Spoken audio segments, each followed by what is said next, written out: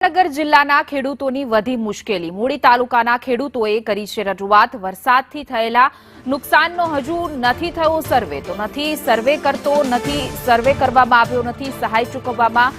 આવતી નથી તેવું ખેડૂતો કહી રહ્યા છે એ સમયે કૃષિ મંત્રીએ સુરેન્દ્રનગરની પણ મુલાકાત કરી હતી પરંતુ સર્વે કરીને ઝડપથી સહાય આપવામાં આવે તેવી પણ રજૂઆત ખેડૂતો કરી રહ્યા છે કપાસ તલ જુવાર સહિતના પાકોને મોટું નુકસાન થયું છે ઓગસ્ટમાં થયેલા નુકસાનનું કશું ના મળ્યું તેવો ખેડૂતો આરોપ લગાવી રહ્યા છે સપ્ટેમ્બરમાં વરસાદના કારણે વધુ નુકસાન થયું છે વધુ વિગતો સાથે हमारे संवाददाता भावेश प्रजापति जोड़ाई गया है। जी भावेश, आ खेडूतोनी समस्या छे सर्वे करवामां आव्यो नथी अने सहाय पण मळी नथी।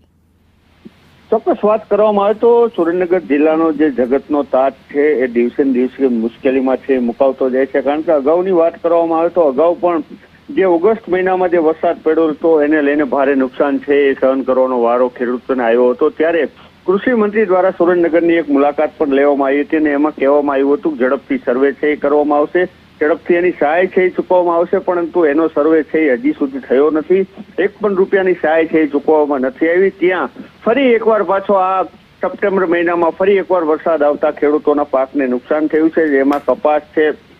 તરબૂચ છે